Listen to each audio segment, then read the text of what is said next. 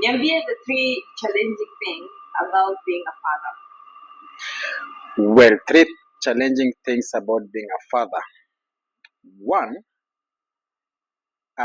almost every father akona that desire ya kumake sure that watoto wake wanaishi maisha mazuri, and by maisha mazuri I mean you want to buy them those nice things because for example mnaenda kwa mall alafu unapata your kids are looking for sijui that kakitu and you can't afford it, ama you can afford it but you're like no, it's a priority. So it's quite challenging because you feel like, hey, I wish I could afford it but for now I can't afford it, So ama it's saying not a priority. Yeah, so saying no sometimes is quite challenging. okay. What is another thing? Another thing, it's about also, you know, right now kuna that competition especially kwa mambo na shule. Since we have internet, your kids are watching on maybe YouTube how other kids wanaenda kwa shule, the environment of that school, maybe the food and everything that wanakula pale na wanakunywa. So you as a parent you feel like hawa watoto wataona ni kama like hawa wametupanishwa tu kwa shule ambazo labda ni za watu hivi hivi, yet kuna hao wengine wako in expensive school, but since siwezi nikataka that topic in our house, I'm like okay fine, ni kama hata sijaona yet I know what they are thinking, so it's quite challenging. So the challenge of the internet. Right, I can't blame internet actually.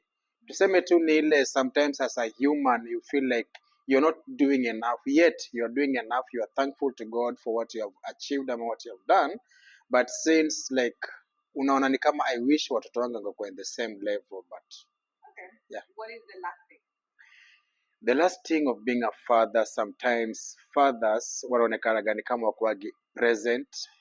Sometimes being a father it's not easy because most of the time we are not at home, and we're not at home not because that we don't want to be with our kids, not because that hatupendi watoto wetu, but because kukua nyumbani we can't afford like full time like wa mama, because most of the time many fathers, nikiwa mmoja wao, most of the time when we just send money home, alafu unapata ni mama wao ananunua chakula and they do everything, yet as a father we are not around to like even like to take them out. So for example, you're out there, you're not yet a father, and surely one day you'll be one, you'll become a father. If hautaki hizi ma disappointment ama hizi ma feelings ama hizi challenges ambazo like balozi anazungumzia, try to lay a foundation first, at least ya finance ama kama ni education ile ambayo unajua you'll be moving around with your kids, because it's not easy to be a father ambaye hauko karibu, it's quite challenging. Yeah. Would you advise then in that case men wakwe stay at home fathers and then women wafanye kazi? That one itakuwa impossible because one, men by nature we feel good when we give, and that's why sometimes unapata hata mwanamke ama mke anapatia bwana pesa na hiyo pesa huyo mwanaume anapatia mwanamke mwingine and they feel good about it. So that one, unless a man is sick or unless mwanaume, unless maybe a wife ako kwa class anasoma and she's working na mwezi mka afford kuleta house girl vitu kama hiyo, then a man can stay home maybe just for a month or 6 months or 1 year, tukijua this is just a pace, si ati like lifetime ama lifestyle. So yeah, in that way it's possible but full time impossible. Okay, then in that case, what would you tell someone who's not yet a father about the joys of fatherhood? The joys of fatherhood, you're not yet a father. First thing first, to be a father means a provider. How would you encourage someone to become a father? Like, how would you encourage young men when they're not yet married, they don't yet have girlfriends, when they're thinking about it? What would you tell them is the biggest and most wonderful thing about being a father? You're out there as a young man and you're like ukiangalia mtoto wa fulani unatamani pia ungekuwa baba kama it's a good feeling, it's a good idea, but it comes with responsibility, and the only way to be a happy father after being a father is by providing to your kids. So before uingie kwa hiyo group ya becoming what you want ama what you wish for, make sure that uko ready by learning from your elders, because in this world there's nothing like nimeanza tu. Yes, unaweza kuwa umeanza tu as a young father ama as a, a father, but behind you kuna magooks, kuna mababa kama sisi ambao by the grace of God we are still here. So don't take things personal when it comes to that. Talk to us, we'll assist you. Okay, then what is the biggest reward of being a father?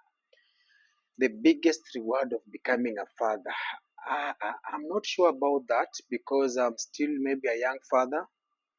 Like, for example, my firstborn, she's just 16 years old, but I feel like the best reward of being a father is seeing that you can provide to your kids. That is the most important thing, because personally jana nimeona fee, I mean that structure ya new year, niko na pale pa fee balance 000. That made me feel good about it. It's a reward already. And just knowing that my daughters, they are not worried about sijui school fees balance, come on, that's a win. So the biggest, you would say, the biggest thing, the biggest reward of being a father is the ability to take care of those, your children and your family. That's Right, the biggest reward. right. That's the biggest reward, big achievement. Okay. Unataka kutuambia nini before tuende? Last but not least, I would like our wives to understand us. I would like maybe our girlfriends or our baby mama just to understand that as a father, I'm a man.